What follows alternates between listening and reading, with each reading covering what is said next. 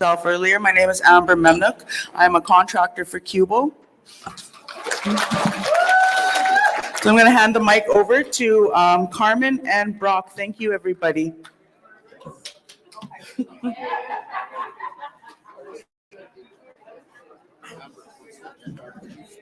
She's going to go through the agenda now. Yeah. Okay, thank you, everyone. We're going to go into some opening comments before we get into the agenda. So I would like to call up Chief Ananas from Beardies and Okamastas Cree Nation.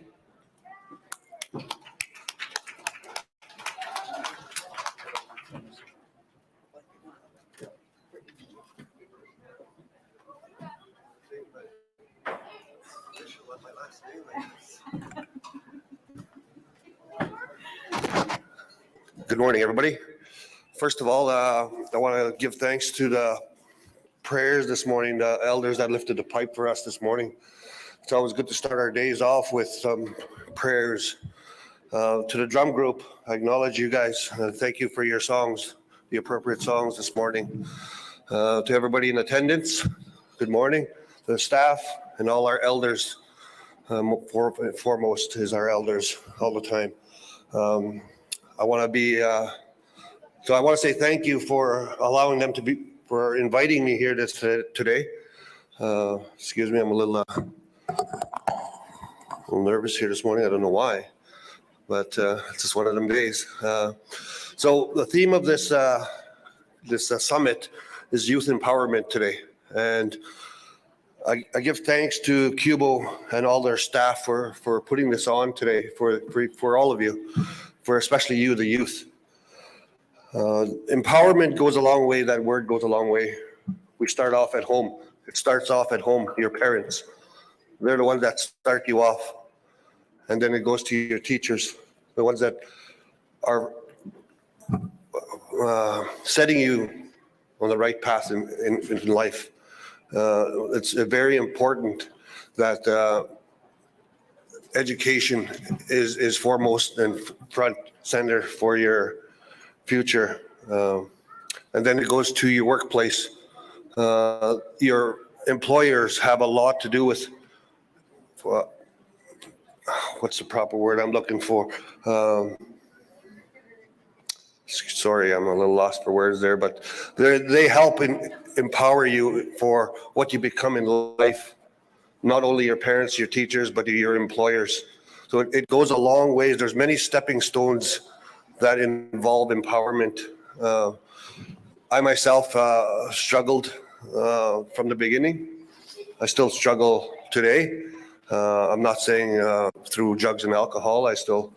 We all have issues. We all have mental health issues, whatever it be. But it all stems back to residential school and that era. Not only residential school, there's the 60s scoop, and then there's the day school.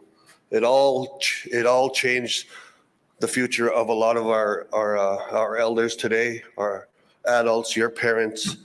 But with help from staff like QBOW here and what they are doing, we want to change that. Definitely taking a different road is the number way to go. I think the number one thing is education, of course, but there's always that streamline where youth are led down that wrong path.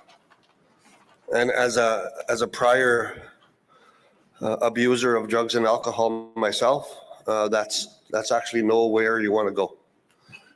You always want to avoid that, especially the drugs and alcohol. There's no place in your life for that. I learned the hard way, and I hope before you guys even think of trying it, just because your friends are trying it, think twice, because it's not someplace you want to go. So I want to again thank QBOW and their staff, all of their staff, our elders, for putting this on. I guess for putting on this summit for you guys. It's to shape you guys for your future. One of the many ways of shaping you guys for your future. And I apologize. I want to acknowledge Chief Wadidika that's sitting here with me this morning, and along with all the former chiefs, I acknowledge you guys. Once a chief, always a chief. You stood up, you looked after your nations, so hats off to you. Thank you very much.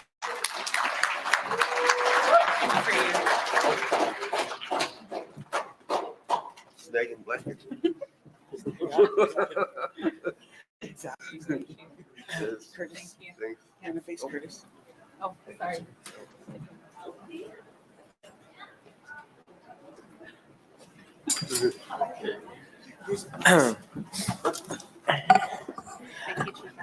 I'd like to thank Chief Ananas for his opening remarks. And the next on the agenda is Chief Fadidika from Page in the Coordination. Give him a round of applause.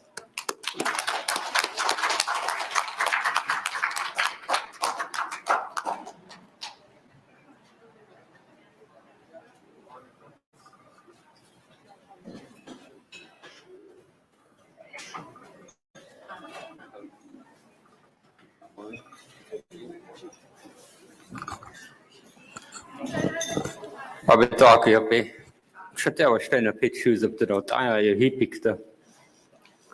Sichachapi Omnichie. Hokapi Vania to Wachekia, Wakantaka, Wakanka, Hitkia, Achanak, Nako. Dawawi Chashra, Shuktokja, Wakpana, Chantrega, Pidamae. Want to thank Creator for the day, for the elders that raised the pipe this morning, as well as the drum group, and the colleagues around the room. I want to thank QBOW and the executive, as well as the board members for today. I want to take this time to welcome, all of you to the summit here today. I remember the first summit that I came to a few years back, and you look at it today, you see all the workers, a lot of the workers that were at the summit sitting in the chairs that you're sitting in are now up here. They're working, But before I go on, I want to acknowledge, Chief Ananas, very powerful message this morning. And that statement is true. Once a chief, always a chief. Okay? So let's acknowledge our former leadership, because without our former leadership, none of us would be here celebrating with QBOW. None of us would be here in this room. So let's show them some love, and let's acknowledge them this morning, our former chiefs from our community. Okay? We have former chief, Dr. Leo Amani, Inaji. Yeah, he's over there. Give him some love there, folks. As well as from Muscatine, Liz Pratt, former chief, over there. From Tatanka Naji, we have a former chief here as well, Roberta Suoyewashte. Inaji. Not sure where she is. Oh, right here, yeah. And then the one of them that lifted the Chinumpa this morning, former chief Lauren Waditaka. Tokia Dada. And if I missed anybody, if you're a former leader, stand up. Council member, stand up so we can acknowledge you at this time. We have a councilor member over here, Bev Wadidika. And our current councilors, are there any current councilors here?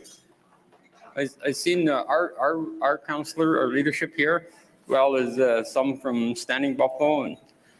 But at this time, I want to thank everyone for attending. The communities of QBOW. The furthest one to the south, Wood Mountain. Is there anyone here from Wood Mountain? Any young people? Stand up, Minajipo. These are Papa Lakota. Piapot, where's Piapot? Thank you for coming, Piapot. Right over here, the drummer, the young drummer is over here. Yeah. Beardies and Okamasas. Over here. Tatankanaji. There they are, right here from Tatankanaji. Wakpetum. Sitechapi, Inajipo. Where's our young people? Stand up, Inajipo. Thank you very much. Thank you for coming. I'll tell you, no one is a role model. No one grows up to be a role model, right? Everyone that's a role model is because they were around role models. So if we want our children to be role models, we need to be role models as adults. I just want to say that. I want to thank everyone who generously supported this event. Kendall Netmaker, see a lot of nature gear in the audience. I want to thank them. I want to thank them very much. As well as our presenters today. A lot of them did very well in the Wasicha world. Our Darren Fleury is a very good hockey player. Conway Kootenay. Conway Kootenay is, he's going to be here at some point, but he still does that Escapios work. He still sits for the elders and smudges, and he still does that. It's something that I didn't know until I seen him a couple of weeks ago. So he's very grounded in that way. So I just want to wrap up, and this youth conference is more than just a trip to Saskatoon. This is an opportunity for all of us, each and every one of us, myself included, to learn something new. Learning is lifelong. Our elders always say that. Our elders are still learning. They learn from one another. It's a learning process, lifelong learning. But I don't want to take up too much of your time. Chief Ananas had a very powerful message for you. That drugs and alcohol, and it takes a lot of courage to stand here and say that. And I want to thank him for that. Thank you, Chief. Also want to thank my niece, who's the executive of QBOW. I want to thank her for the invite today. Thank you very much. With that, mitake awasan wopi da tanko kanicha pikaha. Thank you.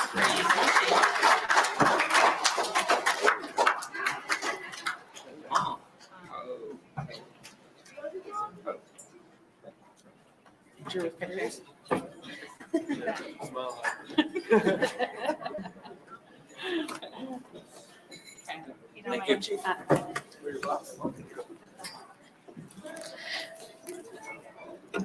I just want to make mention that I thank each and every one of you guys for sitting here quietly. And I ask you in a kind way to please talk quietly if you're going to be talking right now. It's showing that respect to those that are speaking. Everyone has a message, and some people might want to hear it, but then there's a table behind you that's not paying attention. So we ask you in a kind way, please be respectful to those that are up here speaking. So with that, I want to introduce our next speaker, who's going to be giving you some opening comments. He's also our co-MC for this function. He's the FSIN. Sorry, it still gets me because this is Michaske, it's my son.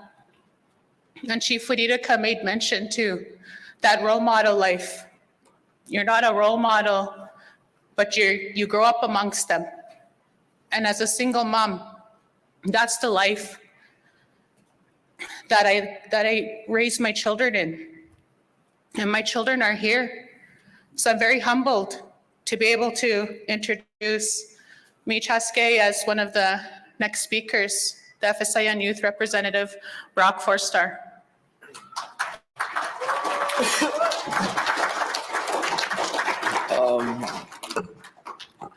Hamataki api te washte Brock Forster Makiapi. At first, I'd like to thank the elders that lifted our pipes and prayed for everyone here. And so bless these next few days here for this youth summit and everything that they have to offer here. And I'd like to thank my quotas, Fall Creek, for singing in the grand entry. You know, it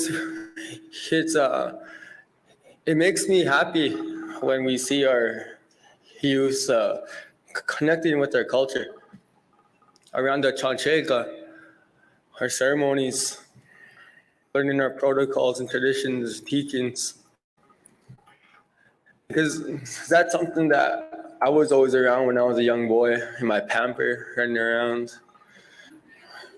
I should have saved that joke for later. But yeah,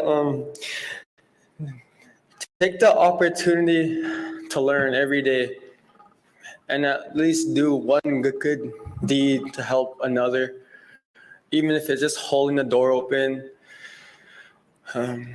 telling them that they look handsome or beautiful. Like, Mom, you look really beautiful today. Like that.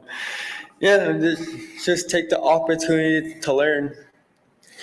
I know sitting at a table may be boring, but just lock yourself in and soak in anything possible that you can and enjoy yourself here as we have a really big agenda that we have to go through.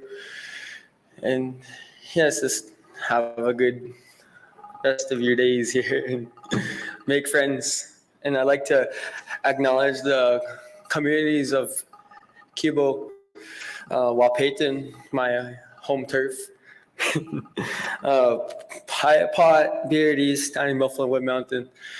I'd like to thank all of you youths that came here and just to sit down and learn. And yeah, hamkakos. Pirame.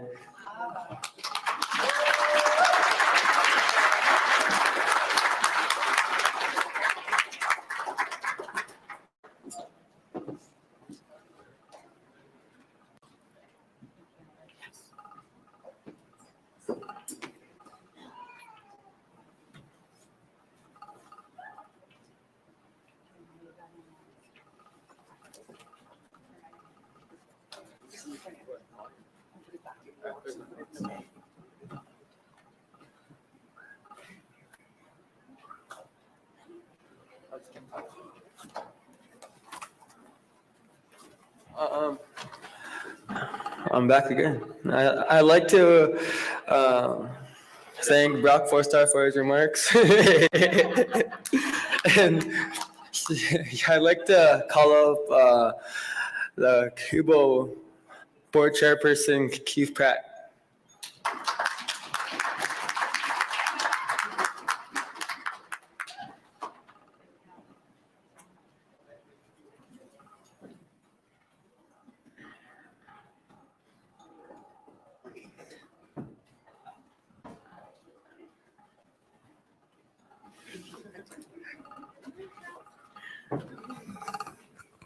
Good morning, everybody.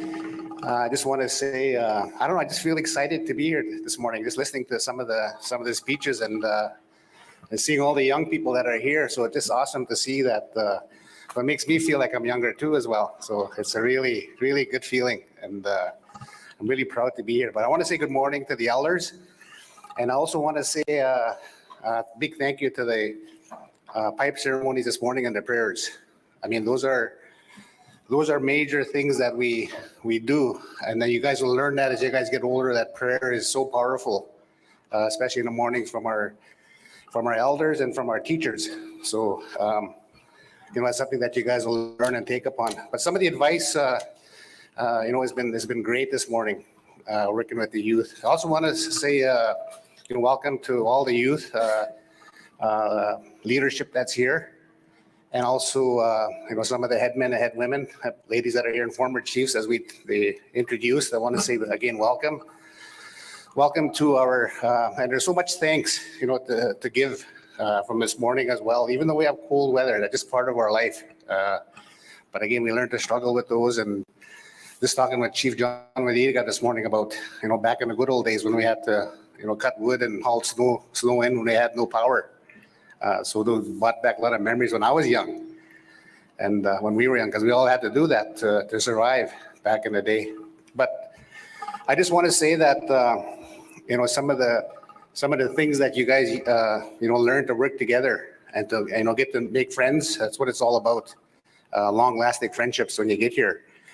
Some of the speakers today that you'll listen to those speakers that are there today, because that's what you guys are going to learn. You may not, take everything home, but there's something that may kick in your life to make you do better as you move on in your education, your employment lives as well. Just myself growing up, like I said this morning, growing up with no power, that kind of thing. I ended up leaving the reserve and working 35 years in the government at a place called Paul Dojak Youth Center. And that's a place that you guys don't want to go. So if you learn some of the things here now, some of the gang, people that are going to be here giving you guys good advice, for drugs and alcohol. It's a lot different than, 30 years ago now. Now our young people are dying. They're leaving us way too early. And, myself included, I lost a grandson about a year and a half ago, 15 years old. So I just want to say that you guys need to listen to these people that are speaking today, some of the role models. Chief Adidika mentioned that, be a role model as well. Help your fellow youth. If they're struggling, if they're not listening, give them a little nudge, pay attention, because that's where you're going to learn something if you don't listen. I never learned that when I was younger too. I had a hard time listening. But as I got older, my parents, taught me that, to always sit down and listen, don't go talking ahead, listen to what people have to say, because if they don't tell you things, what's going to happen in your life, if you're going down the wrong road, nobody's going to tell you that. Nobody's going to tell you to, don't do this or don't do that. That's why as elders and things like that, we need to pass that message on to you guys. And you guys need to ask questions. Like I said, I worked in Dojak, a place, and I've seen a lot of young people that come through with a lot of problems. Why? Because, they never listened. They didn't listen to their parents, and they didn't want to be away from their parents, but they had no choice, right? So when you break the law kind of thing, you end up, you don't have any friends. Your friends forget all about you when you're in trouble. You don't have, you have money, you have something like that. You have lots of friends, because I've been there, I've done that, right? So I know that, stick with your true friends, people that are going to listen to you, friends that are going to actually, listen and listen to what you have to say, and keep that confidential and safe, not to go spread it around kind of thing.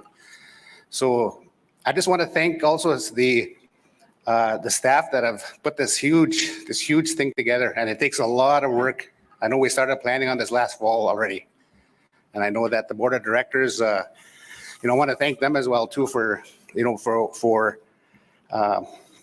all the things that we needed to do to help with the staff, and also to get that message out to our young people and our leadership in the First Nations. And with that, I don't want to talk too long. I could probably go on and on about some of the issues with youth, but I also want to say, we thank God for everything that you've given us. We thank God for everything, and don't ever forget prayer, you guys. That's going to take you a long ways. You may not see it now, but as you grow older, when you guys have children, that kind of thing, grandchildren, you'll see that down the road, and you'll listen. You'll say, "Hey, I remember that guy talking about that," or "I remember her talking about that." So listen what people have to say. And again, there's a lot of good role models here. Even some of you guys are role models, playing sports, that kind of thing. You got Brock here, a young man that's come a long ways when I first met him about 4 years ago. And I'm really happy that he's here. And again, I guess that's, again, thank you very much and for having us today and, listen to the speakers today, like I said, and have an awesome day. And I feel excited with you guys. And again, thank you very much.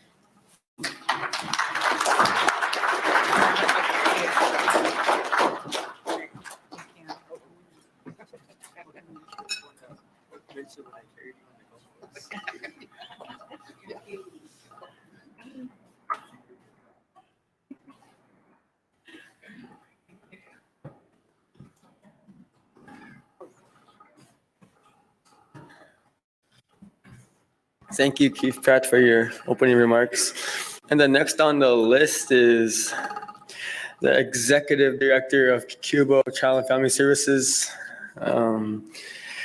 my Ina, Carmen Four-Star. I'm sorry for saying your first name, but people don't know it.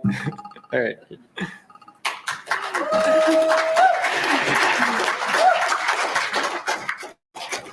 Good morning, everyone.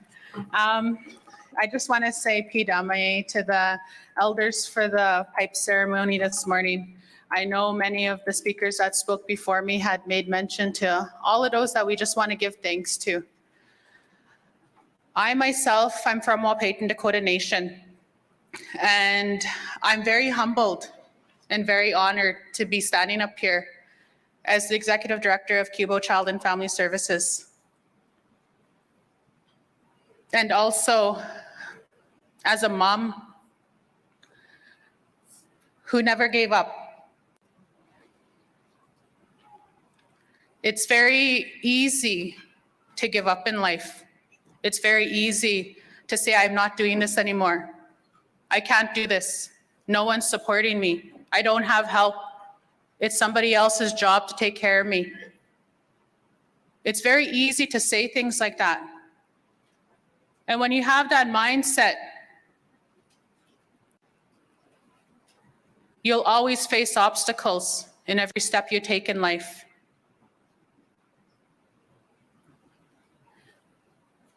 When you believe in yourself, you don't need anyone else to believe in you. You don't need anyone else to support you. You don't need anyone else to take care of you. It all starts from within as a human being. And we're all here on purpose. We're all put here on Unchimaka with purpose. We all have gifts to share.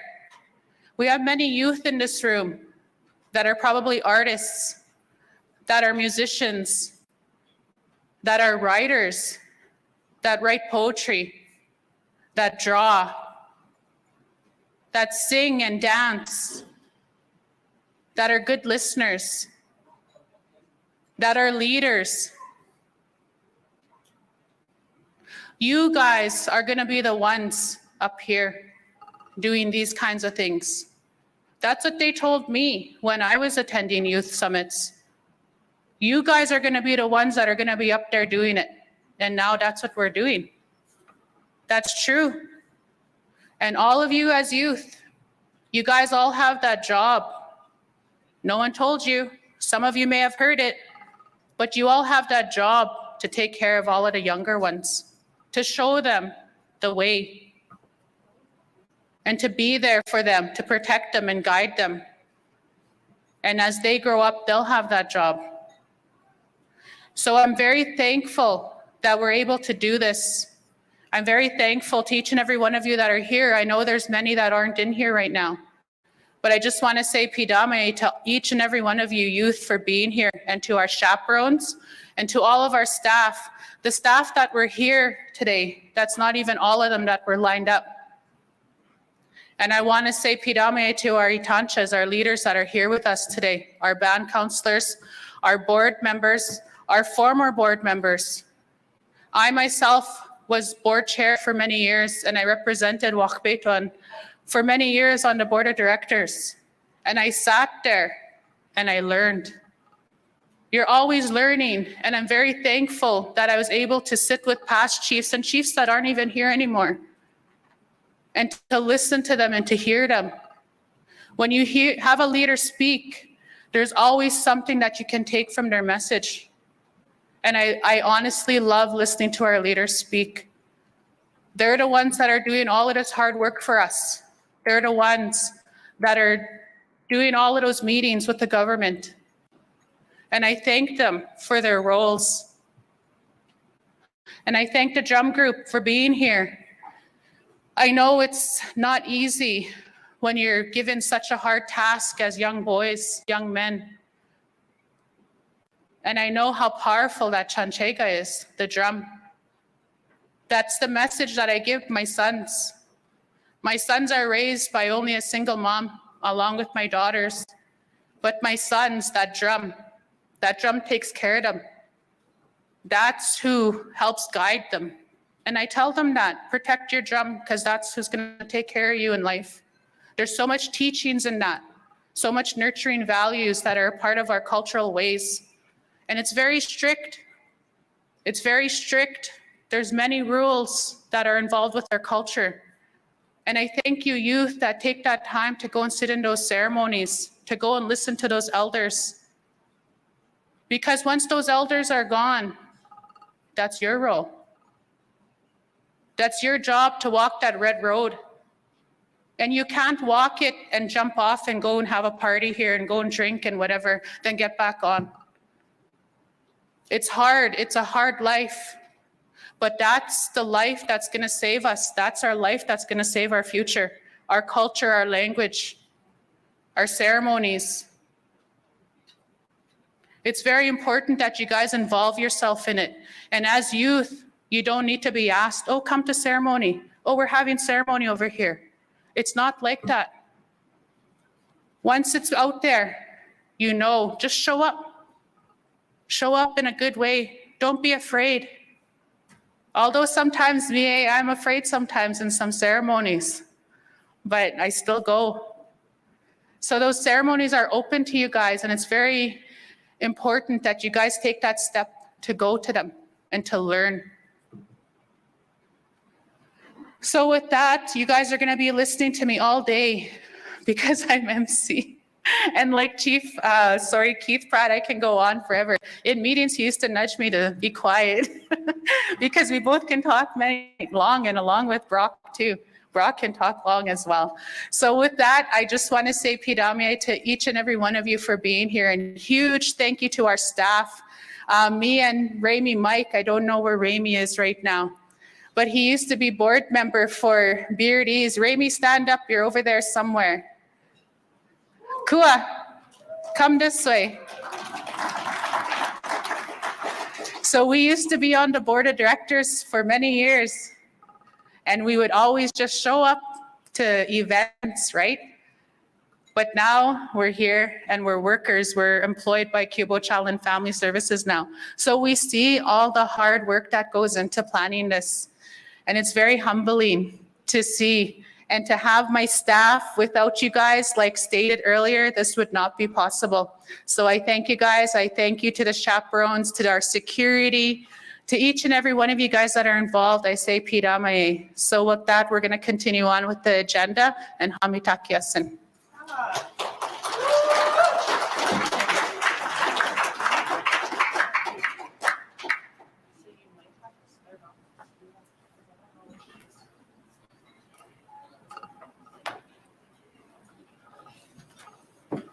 So next on the agenda, we're going to go into our FSIN youth representatives. We have Haley Rose, who's going to be attending via Zoom. And then we have Brock Forstar, who's here with us. So I think we're going to get started. No? Just Brock?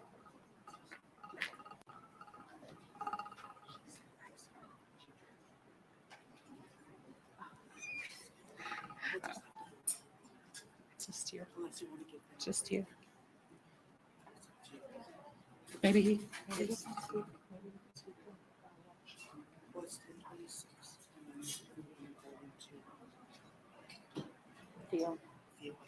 Well, let him speak. Okay, so there's always changes to the agenda, and we always just roll with it. Haley Rose sends her regrets. She's on holidays right now, and nobody can get a hold of her. So we're going to continue on with Brock Forstar, FSIN Youth Rep. And then he's going to speak for 20 minutes, then we're going to go into a break, and then we'll all come back here for Theo Fleury, just so you guys know. So with that, I want to welcome Brock Forster.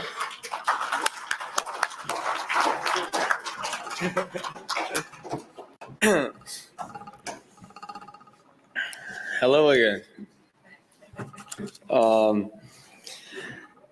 Now, FSI and youth representative.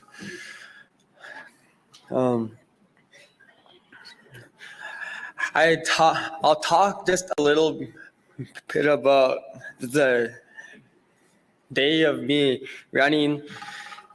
At first, my cousin, he was like my chaperone, and he was like, "Brock, you should run. You really got really lots of good ideas." And I was like, "I don't know, I'm too shy. I don't want to talk in front of a big crowd." And then a night before the elections, I chose to run. And one of my speeches, I told all of you guys to stand up. So I'll tell all you guys to stand up.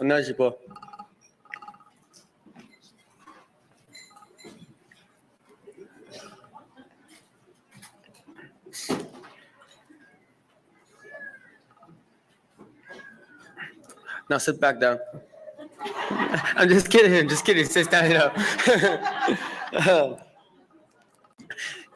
Another thing I shared with them is that there's a lot of youth out there that feel alone, feeling like they don't have a voice to speak, and feeling, I don't know, just so much things with mental health that all of our youth face nowadays.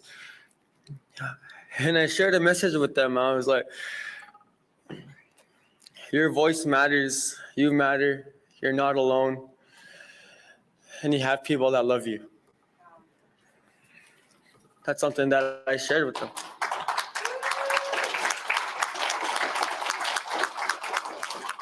Now you guys can sit down.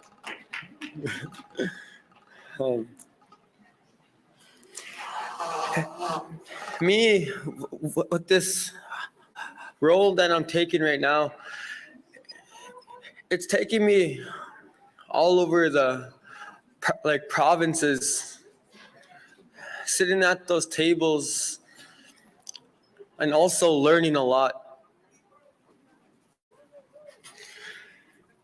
And as a FSI and youth representative, I have to take concerns and ideas to the tables that will help our youth, not only in these 5 communities, but all 74 in Saskatchewan.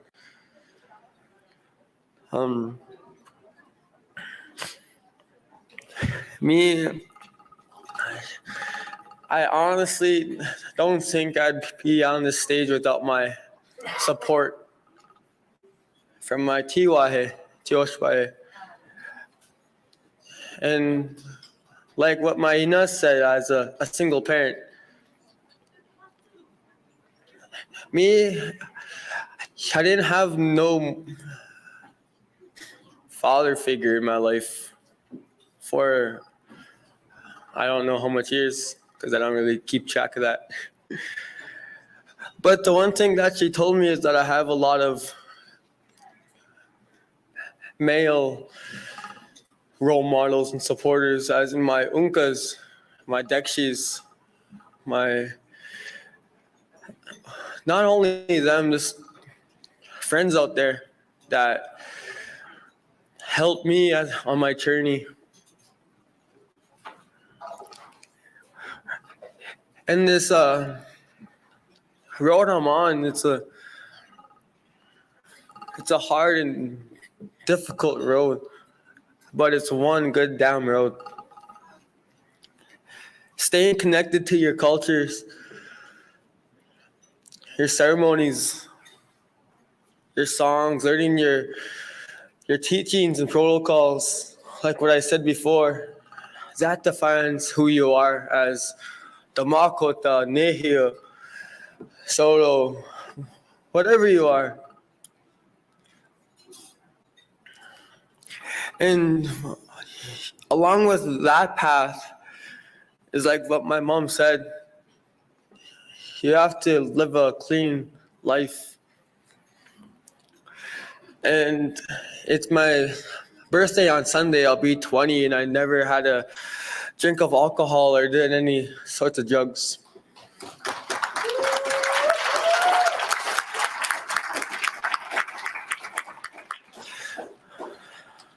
And me always being around my culture, I'd say my one best friend is my hand drums and my power drums. That they take me everywhere. Just not only for big events, for like our ceremonies. And also, I have a drum group, Tatanka Kua Singers. You guys can search us up on YouTube and subscribe. Don't be shy. Yeah. There's about like 16 singers in my drum group, and they're all my family. I taught a couple how to sing, and I think this was only our 4th powwow we went to. And we compose our own songs. Because that's something that I was told from my Dekshis and Unkas, is if you can't set up and go sing someone else's songs. That's in respect to them. And me, I'm a song composer. I make Randan songs, power songs, a little bit of love songs. Yeah. I'm done with talking about all that. I'm gonna switch my little singing. The things that I like to do, like my hobbies, is spending time with my family. Because to me, family is everything. And I love my family. And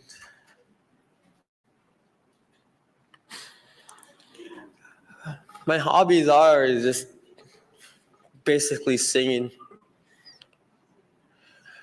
Because that really helps my mental health.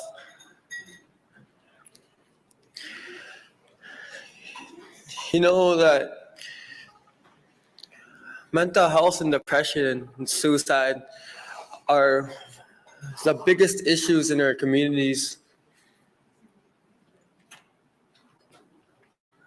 And I'll open up.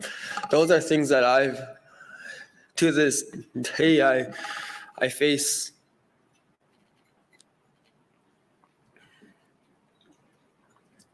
And it's hard.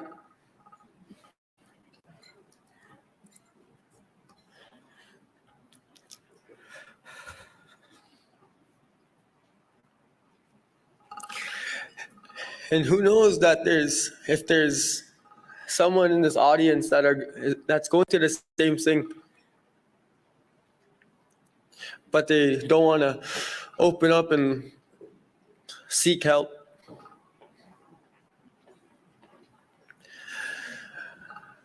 So within these next few days, I'm here for you guys. Yank me off the stage if you have to.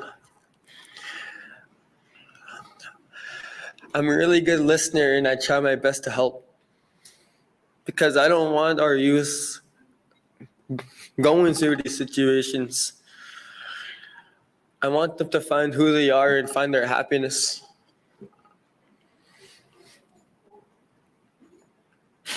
Because me, I held it in for like almost a year before my 17th birthday. You know how kids are when they're around their cake and their family and they're laughing and having a good time. But my 17th birthday, I wasn't like that. I was sad. I was hurt. And I finally opened up to my mom. I was scared to, but I did it.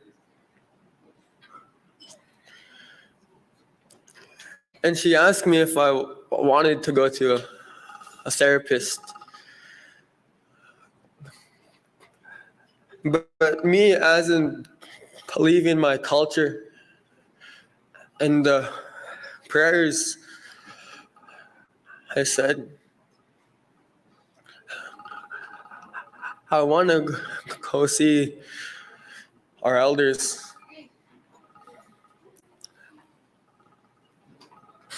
Because a long time ago, that's all we had was our elders. That's all we had was their ceremonies.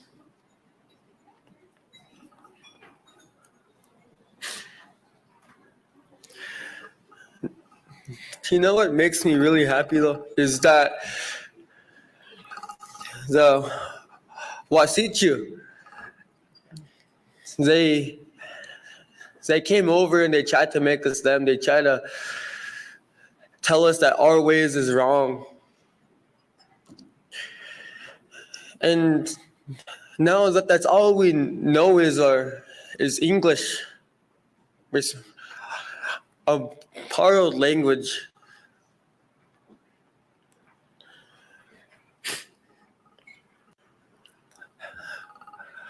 Even speaking a white man's tongue,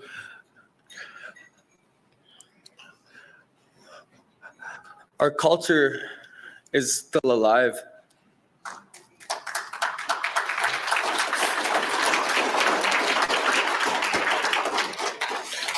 Like, look at last night. That was just a beautiful sight to see. Seeing all of our youth having a good time, and the only ones around those hand drums were youth and a little bit of adults. That's something you don't see every day. And there's youth out there that want to learn, but they feel discouraged and they just put it aside.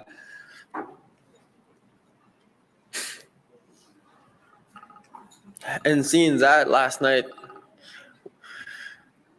that made me happy. Sitting along with my little cousin Chaske, that made me happy.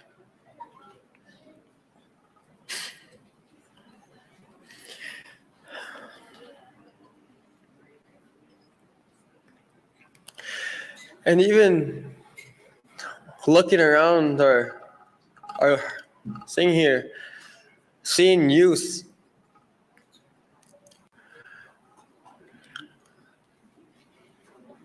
you guys are gonna be our future leaders.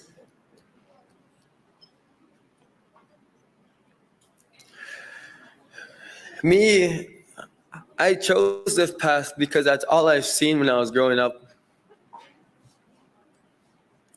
I was always around my mom. I was always around my unkas, FSIN chiefs. And now I'm not only the FSIN youth rep, I'm also on the AFN Youth Council. Yeah. And with that, like I said, I travel. I remember the first time I went traveling alone on a plane, I was scared. Went to Ottawa. I was nervous. I was like, what if I get lost? What if I can't find my next flight? But let my mom know every time I landed and every time I was taking off. And here I was, even though she had people looking after me over there that I didn't even know about. um,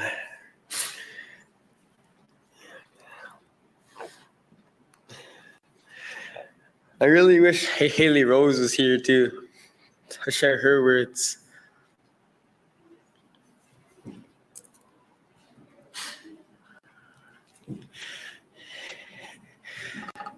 And all of you youth, whatever it is you guys like doing for fun and wanting to take that next step into being who you want to be,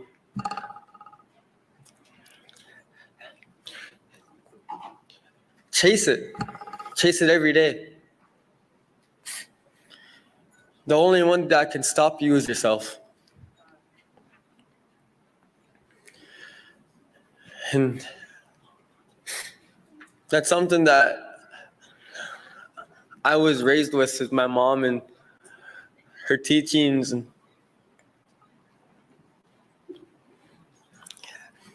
me, my hobbies and the things that I like to do is I like to play sports. I'm on the Junior B Prince Albert Predators for lacrosse. That's about it right now.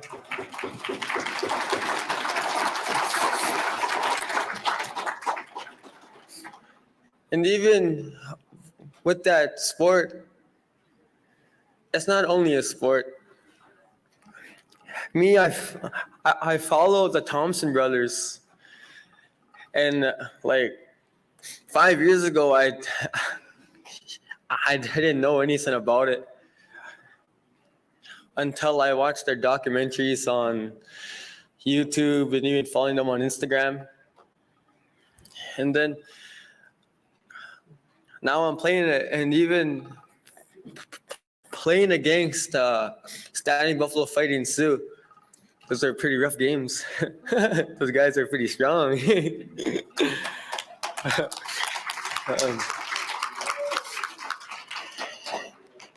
Even taking that step forward in sports. There's a lot you can do in your life, but always remember life is short, so you have to chase them right now. No matter how young you are, how old you are, you have to chase them today, because you're not promised tomorrow.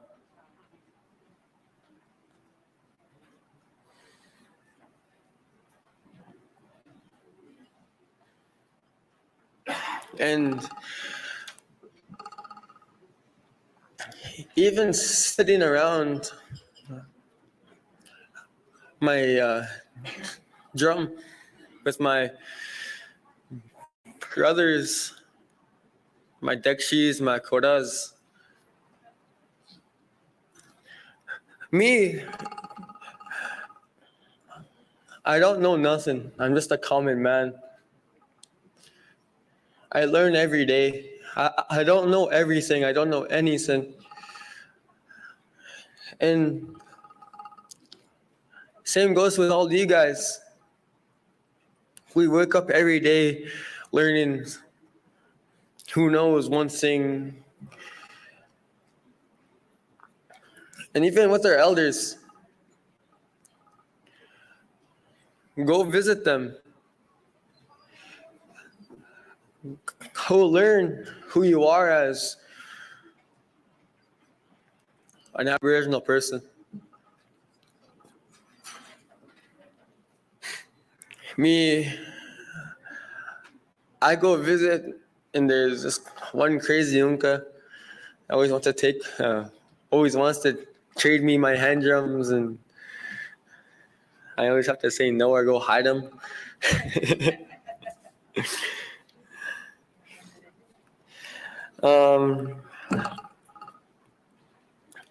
And again, I just want all of you guys to have a really fun time here.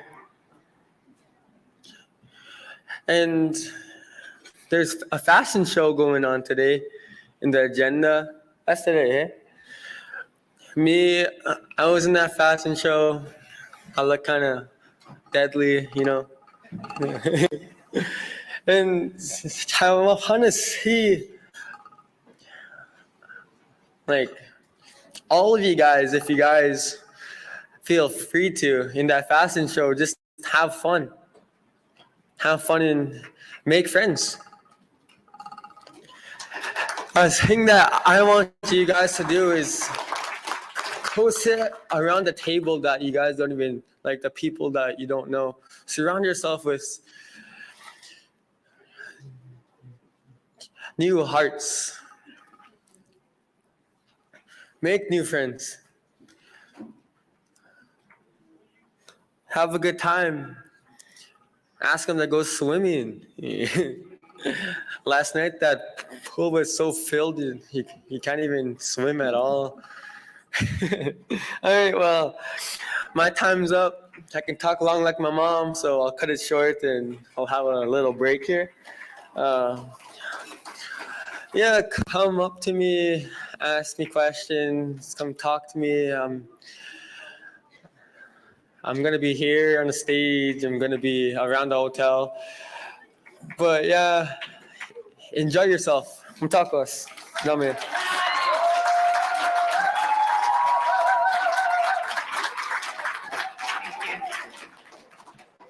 Okay, before you guys leave, we're going to be taking a break, but I have 3 gift cards here. I am going to give it to the first 3 youth that have on the blue Nietzsche gear sweater. That come up.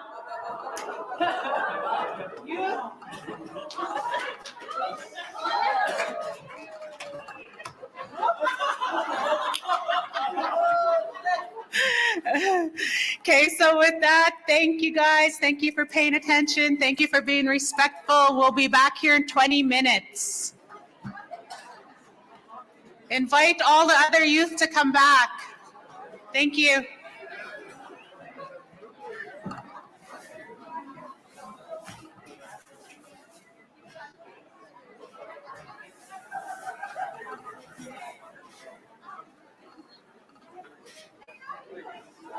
All right, though. Thank you guys for joining QBOW Child and Family Services 2023 Youth Summit here at Saskatoon Indian Conference. Today is February 22nd, and yeah, my name is Nathan here, and we're going to be, which camera am I on here? Give me a sec here, you guys. I'm kind of playing with my cameras here. Oh, I'm over there. Down. I'm on my wrong camera here. Anyway, I'm going to tell you guys, I'm going to go over the agenda. They are on a little break right now. And you just heard Brock McLeod Wadidika from Wapayton, Dakota Nation here in Saskatchewan. I almost said Saskatoon. But yeah, you guys are going to be joined by Candace Poorman here later on today as well tomorrow. She's the IOPS and trainee. And yeah, maybe we can get some youth here. We'll interview some youth. And we got Third and Flurry coming up. Kendall Netmaker, Wasey Rabbit, Paulette Patra. Who else we got here? Pristine Thoton Oasis, Holly Tulajor, Robin Morin, Alphonse Obe, Wayne Goodwill, Caleb Pelche Wadidika, Dennis Omiyasu, Morgan Standing, Regan Asina, and many others. So this is a 3-day conference. Basically, today and tomorrow is going to be all the events, and Friday will be doing what are we doing here? Jessica. I'm just getting this camera ready. I'm gonna whip this one around here so you guys can see See me down here, coming here. Will it reach? There we go. There we go. So there's Candace, wave Candace. Yeah, I am just filling in time here and waiting. Had an incident this morning, but everything's working out. And, you know, it's one thing you guys got to know when bad things happen. Yeah, don't get over it, but learn from that little situation right there and learn how you cannot make that situation happen again. That's what I had to do. Last night was basically my fault. And we're moving on. Things are working out, but very excited to be invited to this conference, to this youth conference. If you guys don't know who I am, I own IOPS.ca. That's Indigenous Job Board, IOPPS.ca. It stands for Indigenous Opportunities. And my slogan is empowering Indigenous people. And so, yeah, I share a lot of success stories and job postings. And then I do a lot of broadcasting like this, where we showcase any Indigenous event. So I'll also be showcasing my reserve here tomorrow, right till Sunday. We will be doing our Red Pheasant Winter Fest. Got the great Curtis Cameron there right behind there. He takes some pristine, beautiful pictures at a lot of events you see. So yeah, so that's what's going on right now. I think they're shut down for 20 minutes, and then Thurn Fleury is going to come in here and talk, right? We got Thurn Fleury coming in here. We have, let's see, day number 1. Thurn Fleury is going to be coming here at 11:15. So yeah, in 15, 20 minutes. And what else? I'm just looking at the agenda here. Flurry till lunch, and then from 12 to 1, it'll be just chilling out. So yeah, I probably will start getting people to interview. I'll bring them here and we'll chit chat and talk and see where they're from and you know what their story background is. And that's kind of what you're gonna get when you hire me for an events.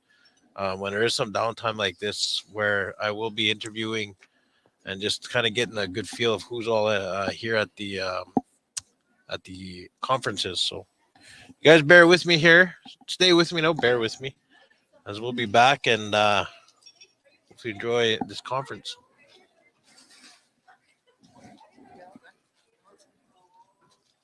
I need some water.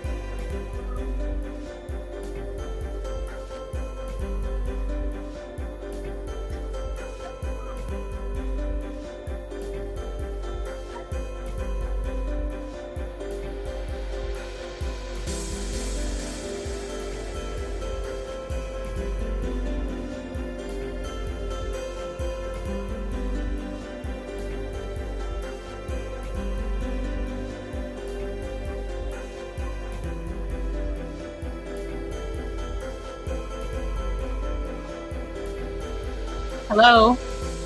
There's not many people in here. Can you guys text your chaperones or your fellow youth to come back into the room? We're going to get started in 5 minutes.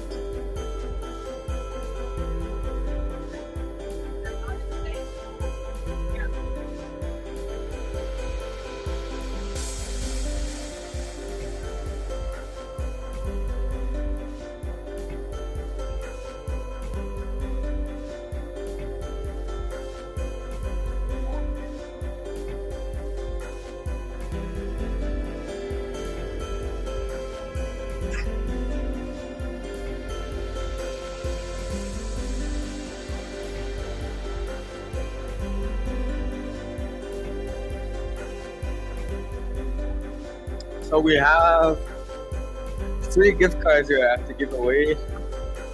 How about you guys have to translate a word for me in your language? All right.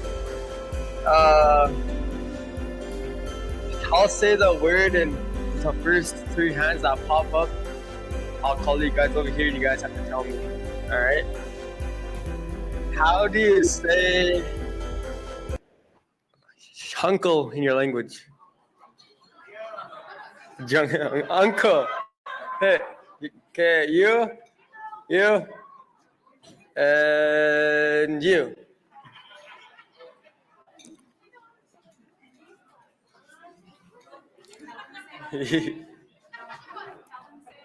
Yeah, you guys gotta come up here and stay in the mic. Yeah. Maybe announce your name and where you're from. I'm Presley, Standing Buffalo. Dixie. I'm Joaquin from Wapayton. It's Dixie. I'm Coraline from Standing Buffalo and it's Dixie. All Dakota, the Crees are too shy.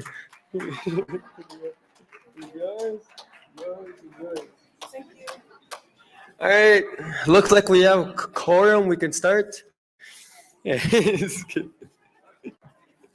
too much meetings for me. Okay, next on. Next on the agenda is Theo Fleury. Just read. How's the F introduction? Theo Fleury. Oh, you can do it. That's a lot to read. I'm not going to read it all. So we're just going to get started here. We want to really try and stay on time here. So our next presenter that we have for you guys, if you guys can see in your books, you guys can see the presenters that we have coming here for you youth. They're here for you guys. So it's very important that when they're up here presenting that you guys are respectful and that you guys keep your talk down a little at your tables. And I thank you guys. You guys are doing really well. So Pidama, I thank you guys for being very respectful. Our next on the agenda is Theo Fleury. Theo Fleury is a former NHL All-Star, Stanley Cup winner, and Olympic gold medalist. He's a two-time best-selling author of Playing with Fire and Conversations with a Rattlesnake. He is a healing motivator and a person of great life experience with knowledge in the field of relational trauma. While Theo does enjoy his hockey memories and escalades, he feels honored and blessed in what he does today. I am just going to leave it there, and I'm going to please welcome to us Theo Fleury.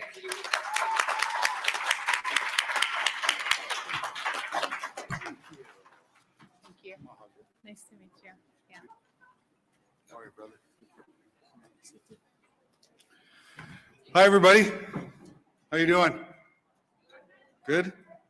Are you guys tired from round dancing all last night? Yeah. No? It always fills my heart when I come to gatherings and see kids practicing traditional spiritual practices such as drumming and singing and round dancing and all that stuff, because I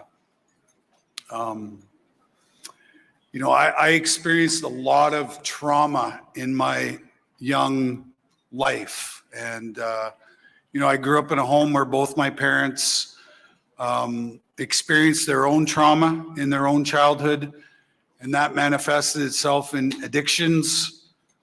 And so I grew up in a home with a lot of violence, a lot of chaos, a lot of drama, a lot of craziness. And that really kind of set me up for, the rest of my life, where I struggled with my own challenges and my own addictions and behavioral issues and all that.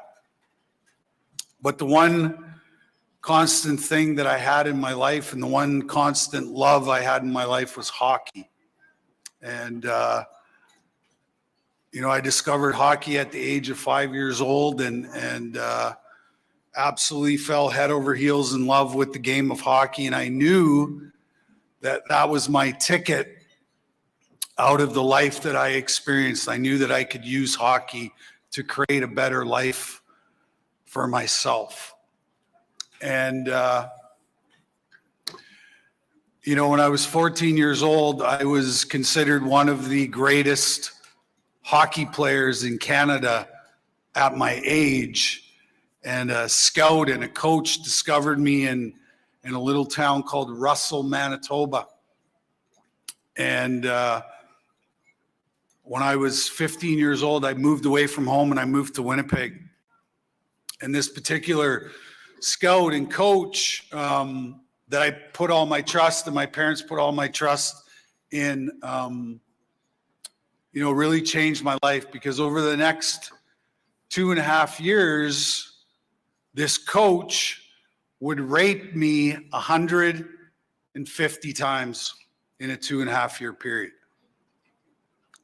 And so what I was left with was a lot of shame, a lot of guilt, a lot of anger, a lot of resentment, and there wasn't one person that I could have told. Because I knew if I would have told, first of all, I wouldn't be believed, and second of all, that would be the end of my hockey career, because I would have been labeled a liar, a disruptor, et cetera, et cetera. So I carried this secret around with me for 27 years. And when I was 16 years old, I discovered alcohol as a coping mechanism to suppress the emotional pain and scars that were left behind from my parents and from my experience with my coach. And I became an instant alcoholic. But I managed to go on and have an amazing, incredible hockey career. I was captain of Canada's national junior team in 1988, and we went into Moscow, Soviet Union, won the gold medal. In 1989, I won a Stanley Cup with the Calgary Flames. In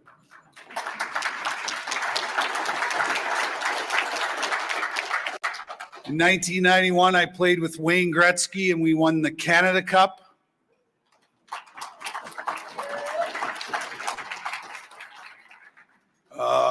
In the minors, I won a Turner Cup, which was the championship of the International Hockey League, which was the Calgary Flames farm team. And then topped it all off in 2002 in Salt Lake City at the 2002 Olympic Winter Games, where we won gold for Canada. So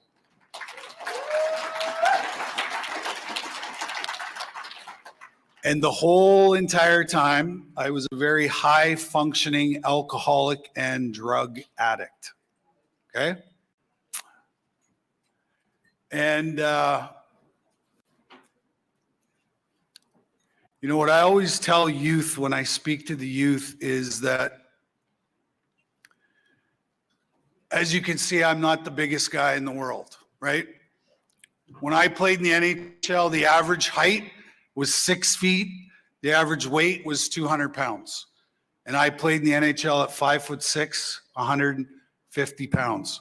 So the guys were 6 inches taller and 50 pounds heavier than I was. But the reason why I was successful was because of my work ethic and my competitiveness. So I always tell the Aboriginal youth that don't let anybody ever, never, ever, never, ever, never, ever tell you that you can't be anything you want to be. Because I am living proof that hard work, dedication, devotion can get you anywhere, right? And I'm an Aboriginal person myself. I'm a Métis person. And my hero is a guy named Louis Riel. And Louis was the leader of the Métis people. And he was educated, he was smart, he was brilliant, he was organized, and he was a leader.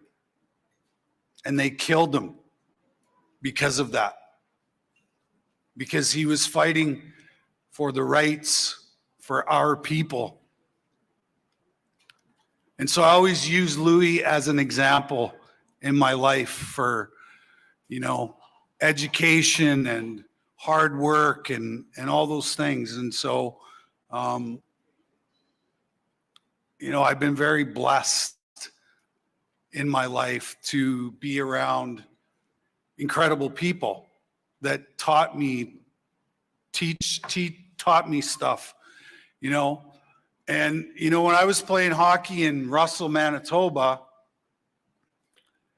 we learned 3 things about life that I still carry near and dear to my heart today. And the first thing we learned was respect. Respect, right? And how do we start with respect?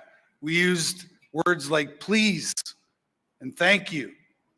And when we met people, we looked them in the eye and we shook their hand and we said, nice to meet you, sir. Nice to meet you, ma'am. Every rink we went into, we left it exactly the same way we entered it.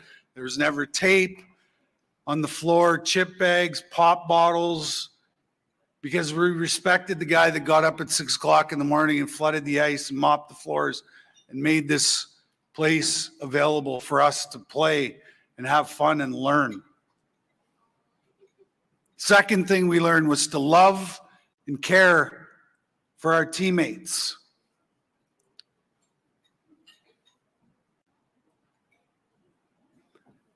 Because no matter where you live or no matter where you grow up, it's all about team. It's all about team.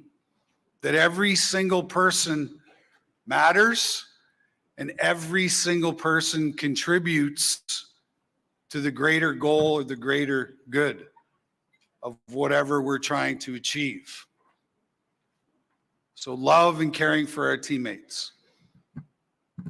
Not bullying, not jealousy, but compassion and empathy and love for each and every single person.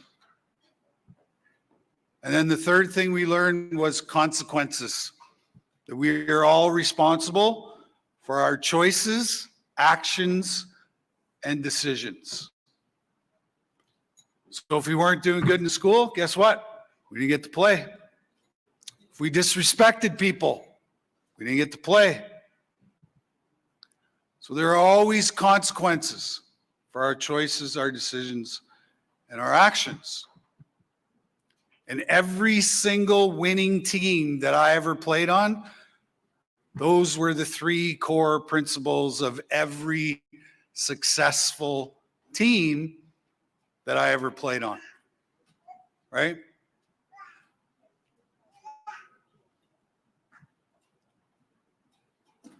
So in 2003, after playing 15 seasons in the NHL, where I scored over 1,000 points in 1,000 games, played in 7 NHL All-Star games, I got kicked out of the NHL because I couldn't stop drinking, I couldn't stop doing drugs, and my behavior was completely out of control. I was full of anger and rage.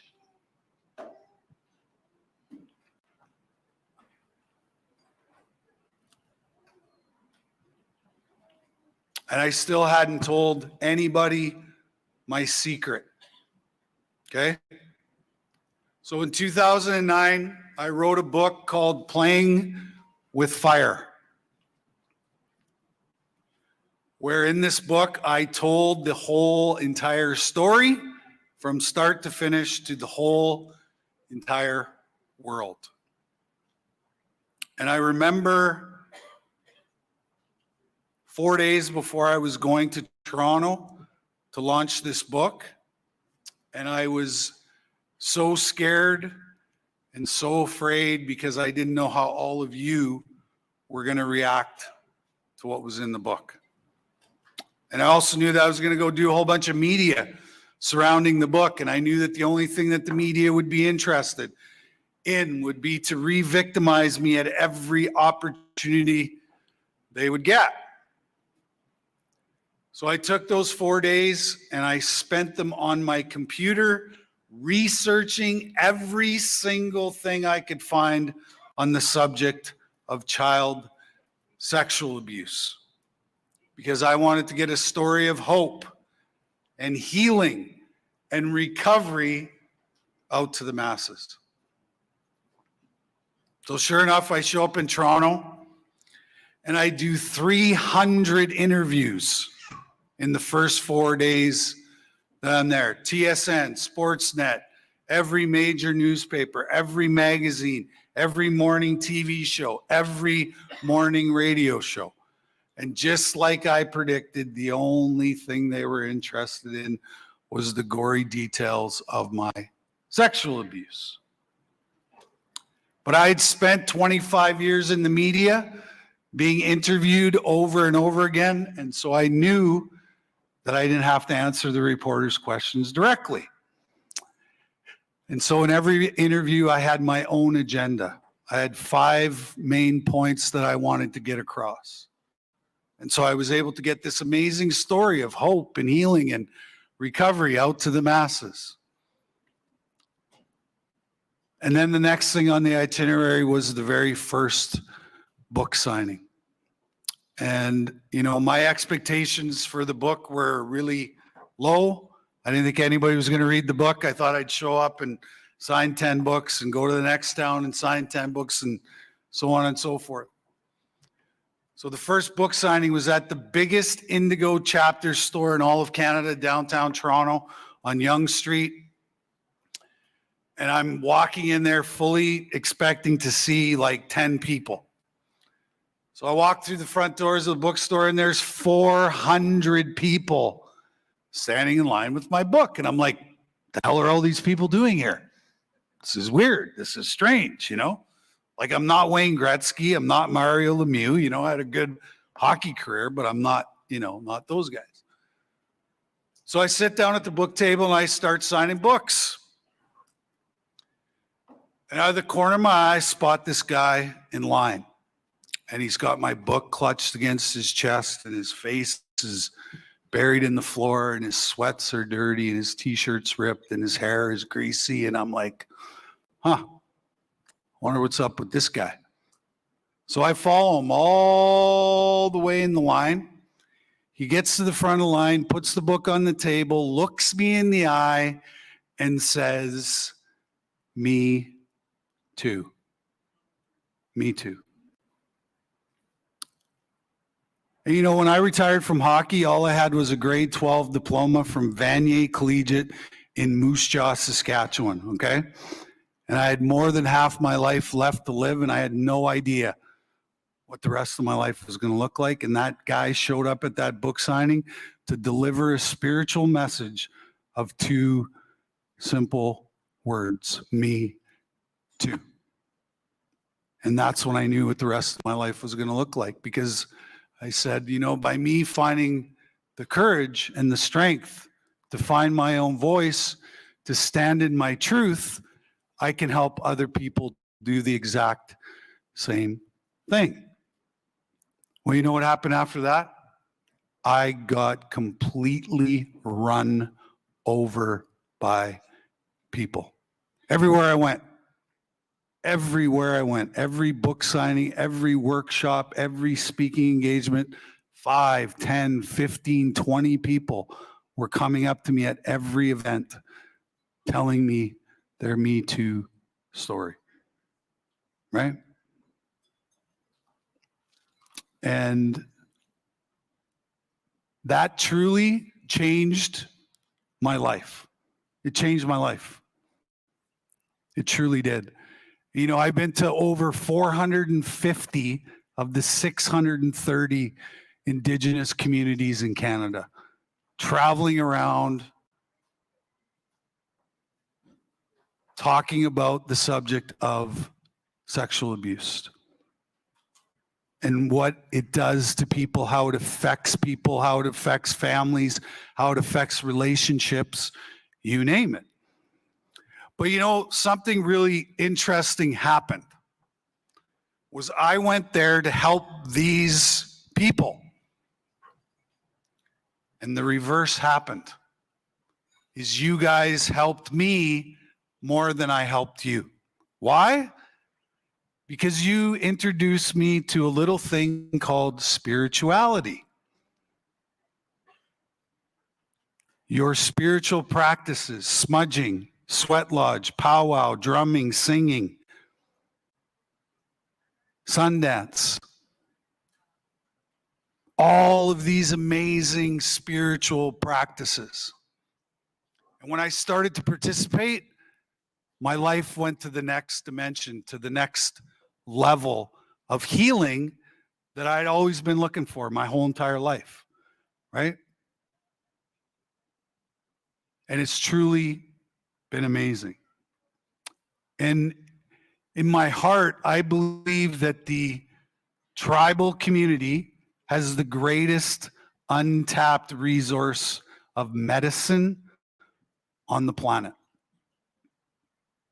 Because I've used it. And it's helped me heal all of those wounds that I talked about earlier on in this speech.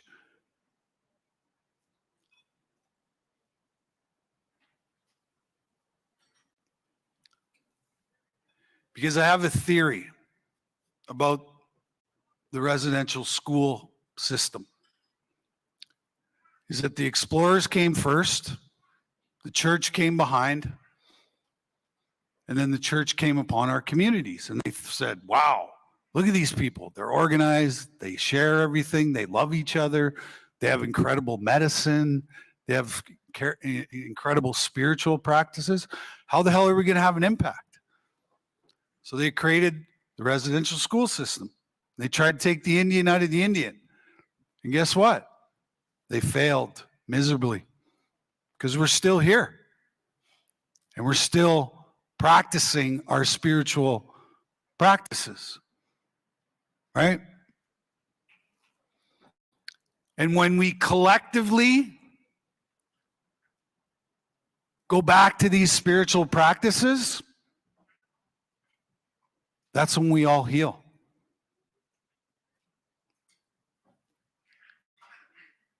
Because I was looking for something, and the Creator took me to these 450 communities because I wanted to heal.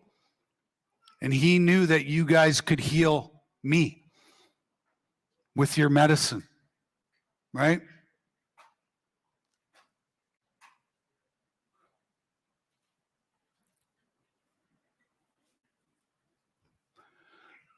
So I'm honored to be here to witness this gathering. And like I said, it fills my heart to see young people drumming and singing and young people dancing and, you know, coming together, because that's what it's all about. Team. Because I got a free education for the first 40 years of my life, and that was team. My whole entire life, my whole entire existence is because of team. And when we decide to come together as a team, this is all over, right? We will prosper. We will get back to where we were before they created the residential school system. Because we need to heal. We need to heal.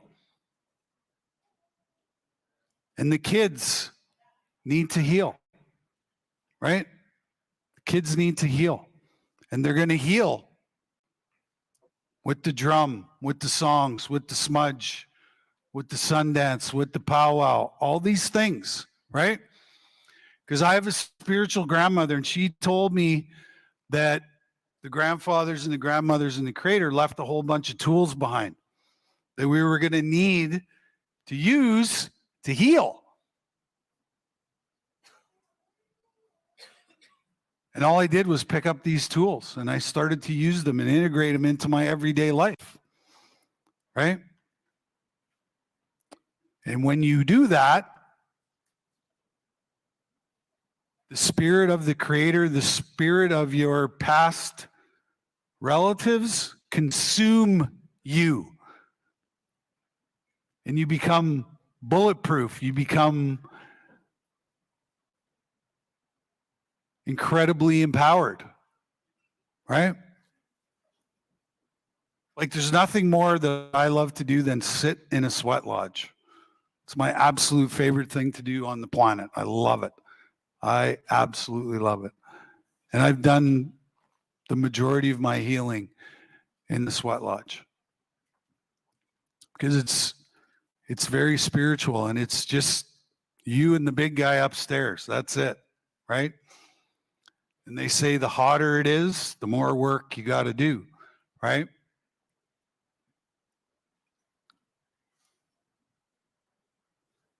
So I've also been blessed. There's a community 40 kilometers east of Calgary called Siksika Nation, where they honored me as an honorary chief. And my name is Ikki Nachputa, which is light falling snow. So snow flurry.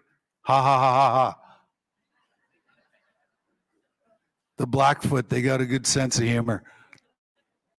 No, but it's the first snowfall that covers the earth and protects the earth. So I'm very honored to carry that name everywhere I go, especially when I come to gatherings such as this. I'm also a pipe carrier, which is probably one of the biggest responsibilities you can have. And I remember when they were presenting it to me, I was like, yeah, no, I don't want that. There's too much responsibility. They said, don't worry, we'll teach you how to use it. And it's become a great tool in my toolbox for all that stuff. So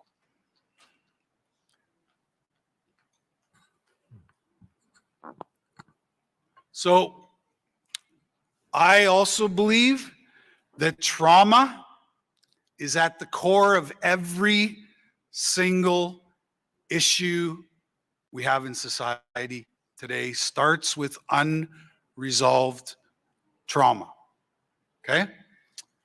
And what happens when you're traumatized is it leaves you in emotional pain and suffering. And what is emotional pain and suffering? Mental illness. Okay? So how do we deal with this emotional pain and suffering and mental illness? Well, we tend to gravitate towards the dark side of life and get involved in addictions as a coping mechanism to suppress the emotional pain and suffering.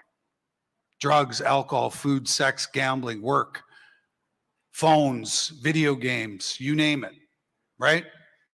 We get involved in addictive behavior.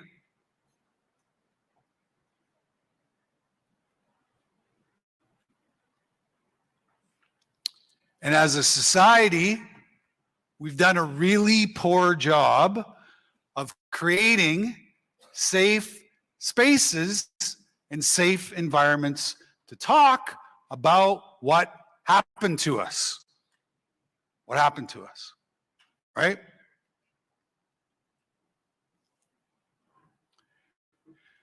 And like I told you, I carried around a secret for 27 years, put it in a book, put it out to the world, and it changed my life. Changed my life.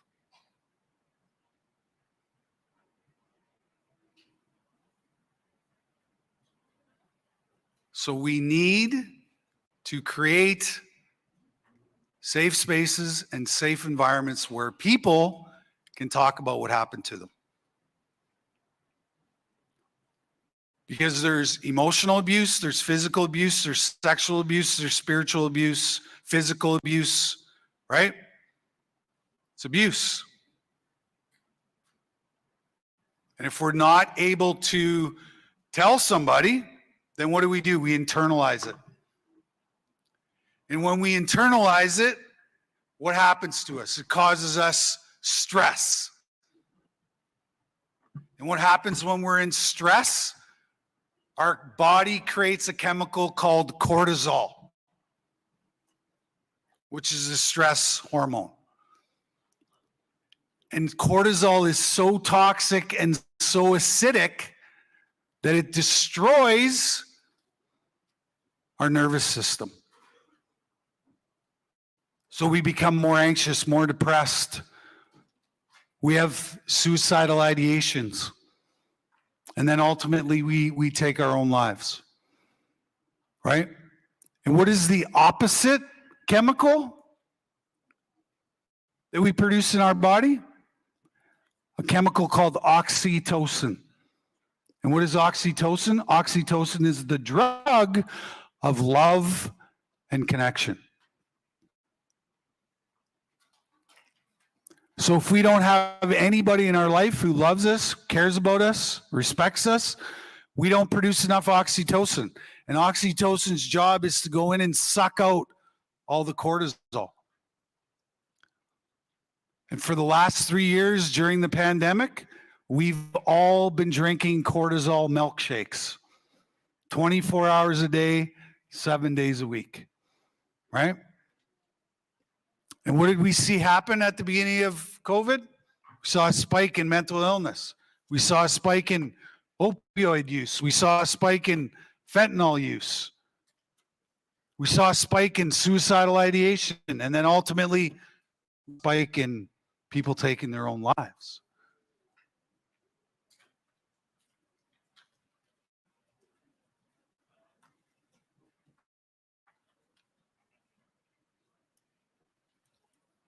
So this journey that we're on is all about relationship.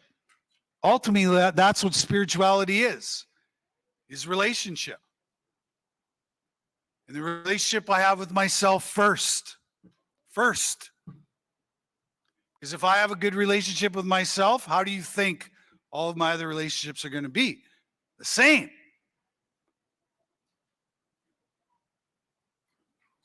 And there's 4 things that trauma teaches us that become the core of who we think we are. First one is abandonment and neglect. Second one, I'm not good enough. Third one, I'm not lovable. And the fourth one is our fentanyl and opioid users. Do I even exist in the world? And that's how I felt about myself for a long, long time. And I had to rewire all of those things, which meant I had to take care of myself, right? That means sleeping properly, eating properly, exercising, all those basic things that we talk about. I had to learn how to love myself. Learn how to have boundaries, right? And why do we need boundaries? We need boundaries so people don't hurt us anymore. That's why we have boundaries, right?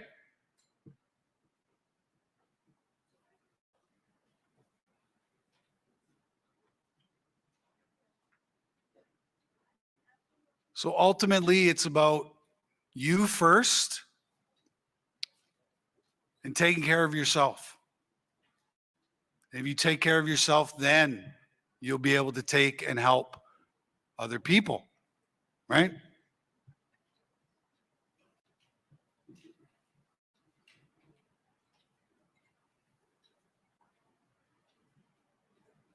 This isn't rocket science. It's basic stuff, right? Pray in the morning, meditate, right? They say prayer is talking to the Creator and meditation is listening to the Creator, right? That's why all spiritual leaders in our communities pray and meditate every morning.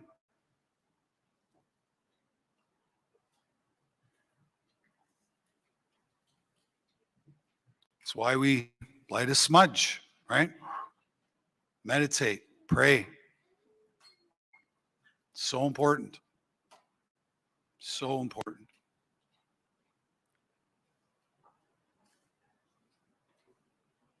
So I got sober September 18th of 2005. So I've been sober now, let's see.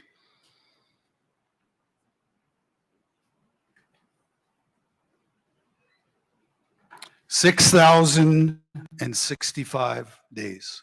6,065 days.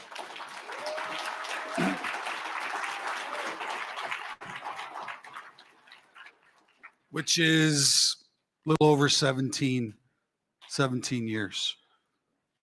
But I only count days because it's one day at a time, right? They say if you think about the past, that's depression.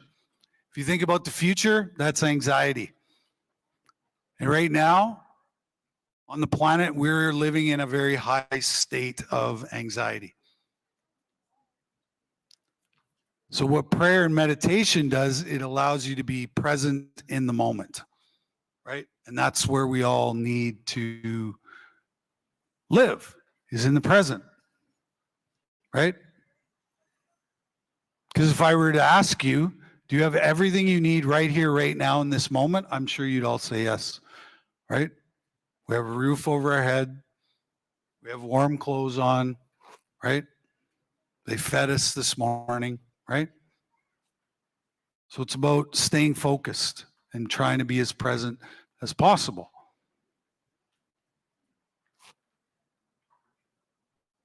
And helping is healing. Helping is healing, right? The more people I've helped, the more I've healed myself. It's that simple. It's not rocket science, basic stuff, right? And other people have done that for me as well, right? A lot of people have helped me along the way. And a lot of them have been in your communities, right? So if you can help me, then you can help each other, right? It's that simple, right? And ultimately, I think that's why we're all here, is to help people get through the most difficult times in our life, right? But that happens with honesty, openness, and willingness, right? It's not about secrets. You know, there's a saying, you're only as sick as your secrets. You're only as sick as your secrets, right? And guess what? For 27 years, I was sick physically, emotionally, spiritually, because I was carrying around a secret. And once I told that secret, wow, the whole entire world opened up, right?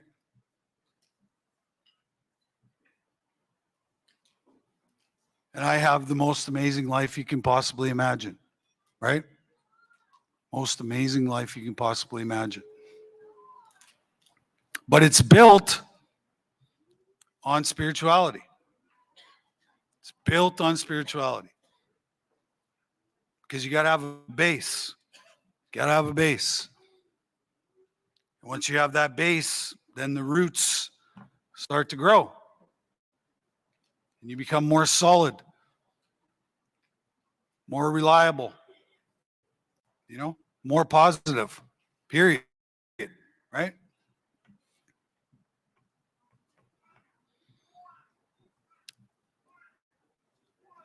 So I always like to tell this story, and it's a story about a frog, okay? So I went to Bella Coola, British Columbia. Anybody ever been to Bella Coola, British Columbia? Yeah, okay. Well, it's one of the most incredible, spectacular, beautiful places on the planet. I was there speaking at a sexual abuse conference. So there's only one way in out of Bella Coola and one way out. Okay, so I flew in I get off the plane. This young kid meets me off the plane. And I say to him, what's your name? He says, my name is Chris. And I say, Chris, what do you do here? He said, I am the local historian for the community. I look at him. I'm like, how old are you? He says, I'm 24. I'm like, you're 24 and you're like the history guy for Bella Coola? He's like, yeah. He says, my grandpa was the guy. He just passed away, gave me all the knowledge, and I'm now the historian for the community. I said, oh, wow, cool. So then he said to me, he says, what are you doing for the rest of the day? I said, I don't know, probably nothing, you know. He said, would you like to go on a hike? I said, yeah, I'd love to go on a hike. So we hike up into the mountains, and on the way up the mountain, there's this stream where you could literally put your hand in it and drink the water. It was that pure. So we hike, and we come to this clearing. And there's all of these animals that have been carved into the rocks that have been traced back 100,000 years. So he starts to explain what each animal means in his culture. And so I'm standing there and I look down and I'm standing over the carving of a frog. And he says to me, he goes, you ever seen a frog hop backwards? I was like, no, can't say that I have. He says, well, he says the frog looks to the left, frog looks to the right, but it's always going straight ahead. And I said to myself, oh my God, I'm the frog, right? Because I lived my whole entire life in my past, in my pain, in my suffering. And I was like, yeah, that's me. I'm the frog, right? So I didn't think anything of it other than this is like a really cool story of a frog, right? So fast forward 9 months later, I'm in Winnipeg at a place called the Thunderbird House. And it's on Main Street in Winnipeg.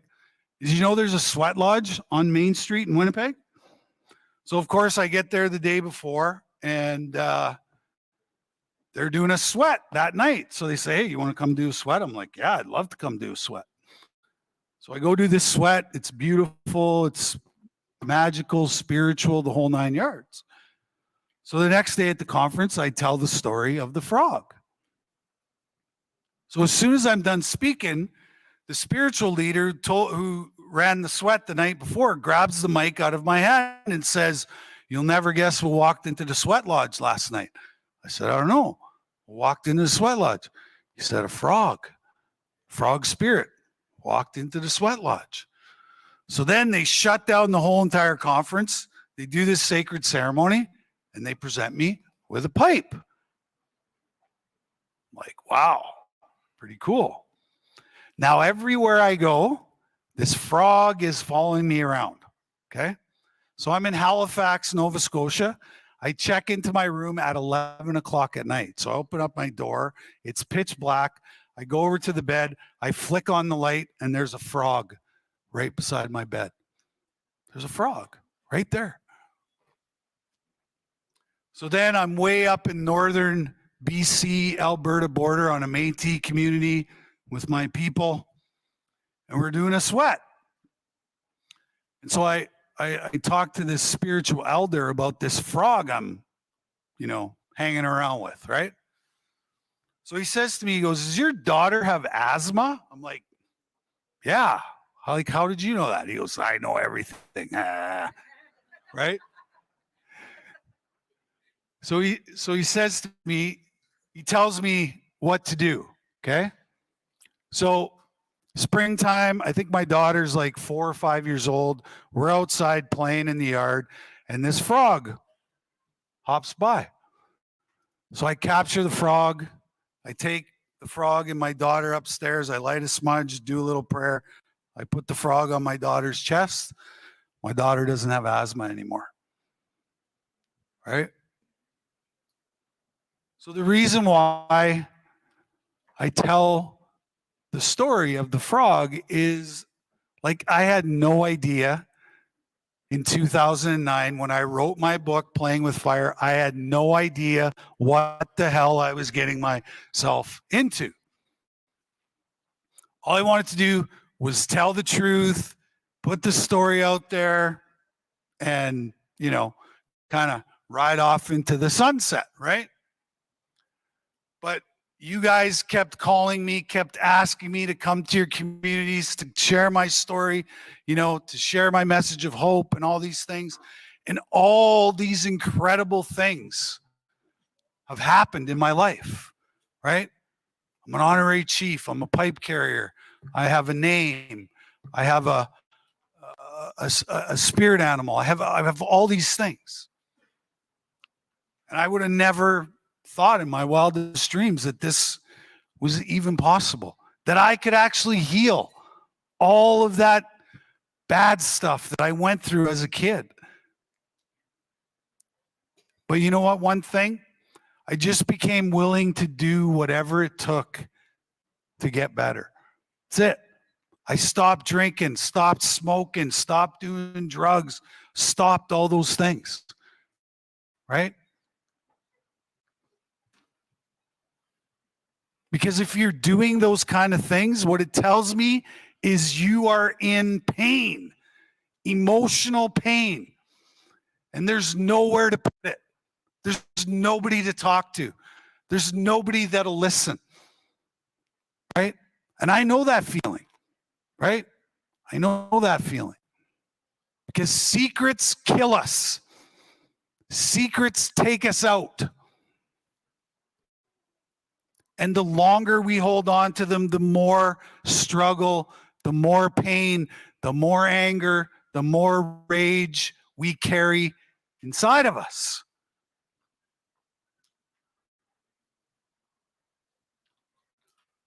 So if there's one thing I'll leave you with is do not carry stuff that isn't your fault around with you, right? Because what happened to me wasn't my fault. I was an innocent young kid with dreams and aspirations of playing hockey in the NHL. That was my dream. That was my goal. That was my focus, right?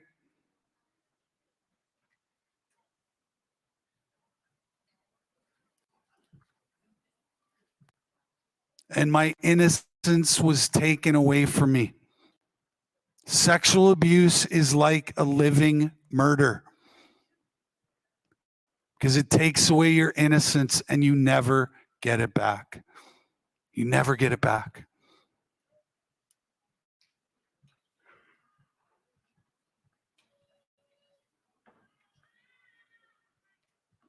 And there's lots of people that are willing to listen, right? I told my story and the whole entire country listened to my story. You know what you guys said to me? Man, you have courage. Man, you have strength. And that's all I needed to hear, right? That's all I needed to hear. You know, most times when people come up to me and tell me their Me Too story, I never, ever have to say one word. Never. As long as I'm present, attuned, and listen, that's all they need to hear, right? I'm a safe person. I'm a safe place. And you all have the ability to be that safe space and that safe person, right? And then you know what you say? Thanks for sharing. Thanks for sharing. I believe you. I believe you. I believe you.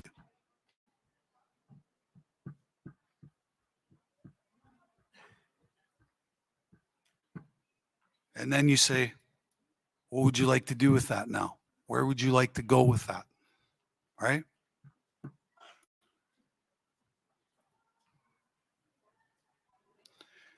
Because like I said, unresolved trauma is at the core of every single issue we have in society.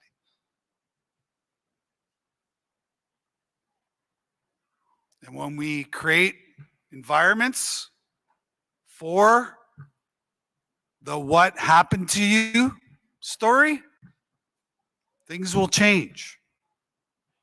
Because nobody is immune from experiencing trauma in their life, right? It's how we learn. It's how we learn. We are human beings. We are supposed to make mistakes. Because we need to learn from those mistakes, right? And the Creator will keep putting the same lesson in front of you until you get it, right?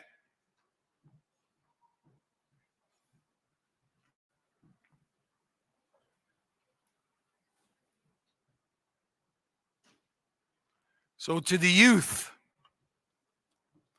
I never thought that I would be a leader. And what I'm told by the elders in every community is we need leaders. Because you are the future of our communities. You are chiefs, councilmen, doctors, lawyers, nurses, firefighters, policemen. You are the future of our communities. And that's why they put on conferences like this. So you get to hear people like me who not too very long ago sat in the same seat as you.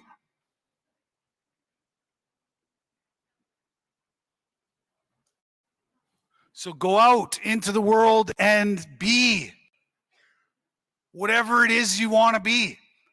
And don't listen to the noise. Do you know how many times I wish I had $1 for every time they said, you're too small, you're never going to make it? But I didn't listen to the noise. I didn't listen to the noise. So don't listen to the noise. Believe in yourself.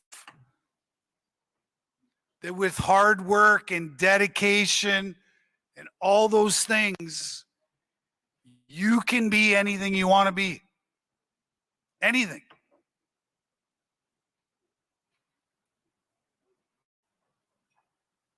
Because like I said, I grew up poor.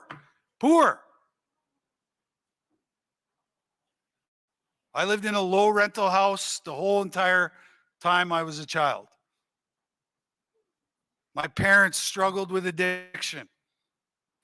My family struggled with addiction and anger and rage problems.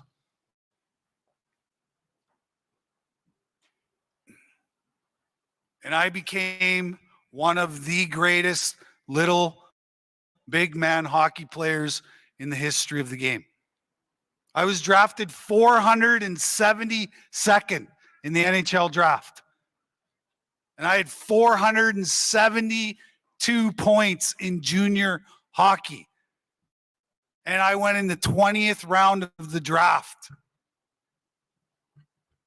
And today I sit in the top 70 all-time leading scorers in the history of the NHL.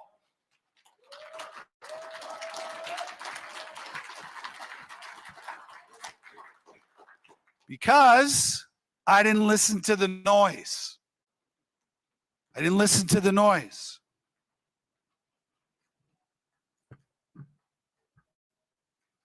So don't listen to the noise. Because it's not a reflection of you. It's a reflection of the person that's saying those words to you. Like I said, I've been to 450 communities. You guys are the best people on the planet. The best.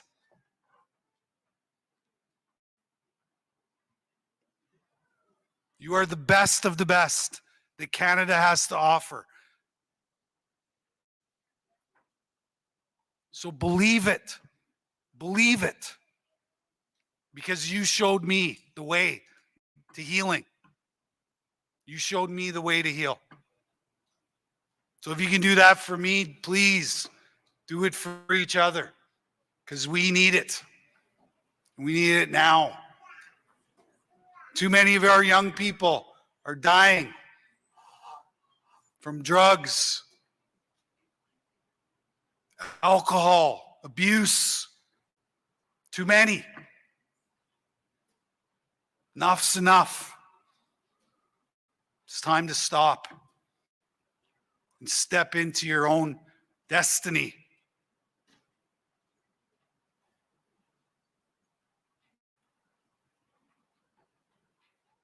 Because that's what the Creator is telling me to tell you.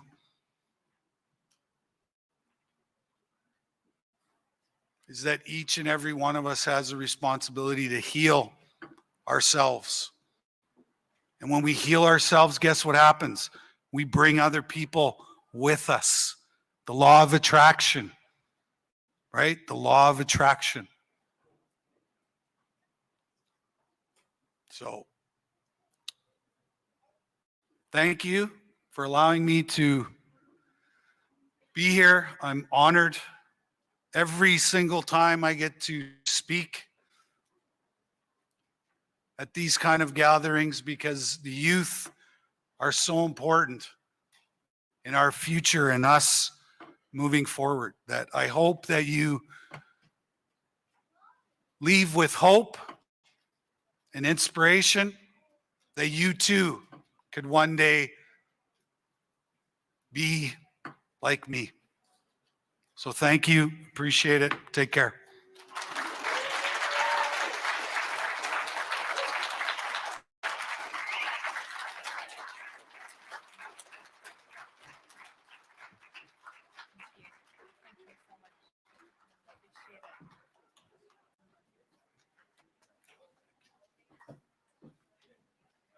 What do you guys think of that, hey? Thank you very much.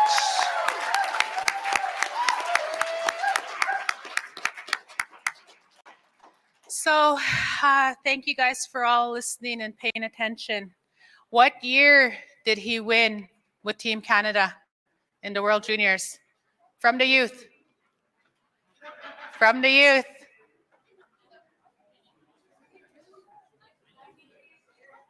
No. Sorry, what? No. Ineshe, stand up. There you go. Give her a gift card. You can come up and get a gift card.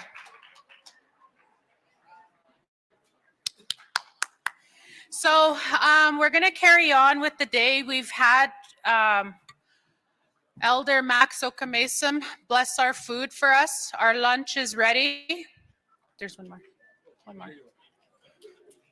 So pay attention throughout your day with your guys' presentations that you're going to be going into. We're going to be doing breakout sessions after lunch is completed. And Theo Fleury will still remain in this room for those that want to visit with him and meet with him. It's important. I want to make this announcement to our youth right now and our chaperones. We had to send some youth home. So it's very important that you guys are listening to your chaperones and to the security. And it's very important that our chaperones respect our security. A lot of the direction to the security comes from us QBOW staff and our board of directors. So please, please, please be respectful. We don't want to be sending youth home. We've invested a lot into this conference for you guys. And that's our commitment to our youth from our 5 communities. And there's many youth that could not attend this that would probably have loved to be here. So please be mindful of that when you're talking with your chaperones, when you're talking with security and the staff. We did not want to have to send youth home, but that's what we had to do today. So please just be mindful. And a couple of reminders as well. No Red Bulls. You youth, if we see you with a Red Bull, we're going to take it out of your hands. There'll be none of our youth drinking Red Bull here.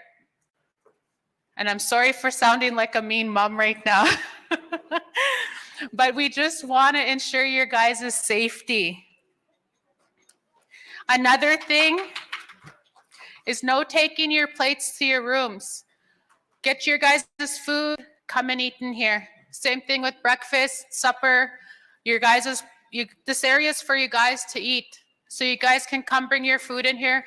It was brought to our attention from the hotel staff that our youth and our chaperones are taking their food up to their rooms, and we can't have that. So you guys can eat in here and visit, get to know each other. Like Brock said earlier, go sit with another table, because those are new hearts that you guys can get to know. With that, chaperones, you need to be with your youth at all times. Our spots are limited for the fashion show, so sign up at the back over there. Also for the drum making, tomorrow, the spots are limited, so if you are interested in making the hand drums, you can sign up at the back. And also for the beading. Our youth needs assessment must be filled out by all registered youth. We have 5 main prizes, and that's a laptop, an iPad, an Oculus, a Nintendo Switch, and AirPods.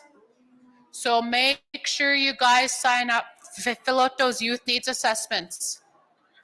So with that, Brock, which way should we do the lunch? Iotika.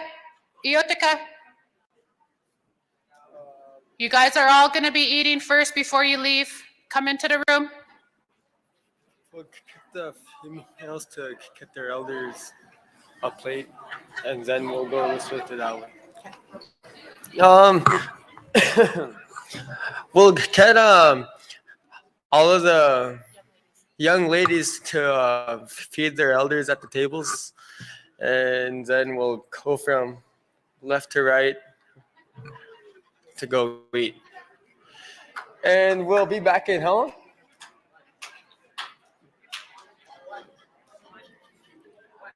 We'll be back at 1 o'clock here and go visit.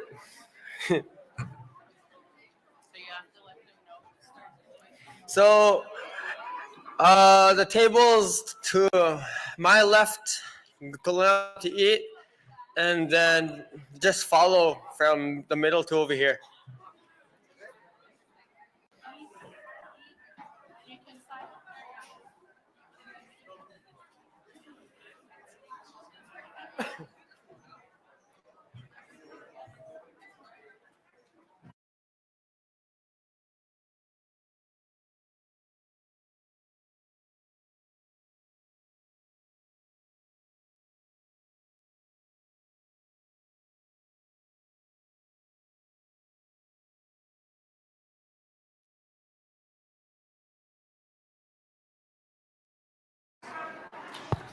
One more announcement is we are broadcasting this right now on YouTube.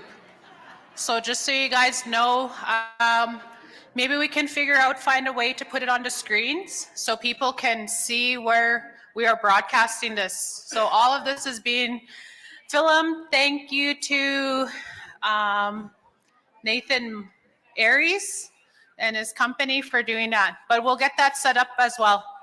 Thank you.